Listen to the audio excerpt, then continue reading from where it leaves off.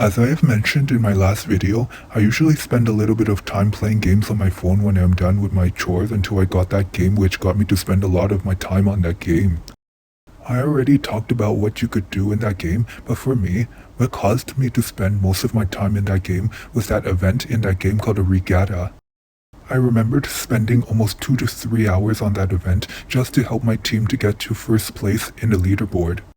But then, after I found out how much time I had spent on that game's event, although the game gave me a lot of rewards for doing that well in that event, they're all virtual rewards which I cannot actually hold on to and use. Because of that, even though I must admit that I enjoyed that game, it has made me waste a lot of my time on it when I could have done something a little more productive. Let me tell you, this is not the only game that you can waste a lot of your time on. When I was younger, I watched my cousins play this massive multiplayer game where I decided to try it out. You can find out which game I am talking about in the description for this video. Anyways, once I downloaded that game to try it myself, I ended up doing the same thing that I did with that game I mentioned earlier. But what was even more shocking was that I saw some people that I saw or know play that game not just only one time per day, but for multiple times in a day. I spent an average of 40 minutes on that game, but because some people played that game over and over again, they would have spent around 4 to 6 hours on that game.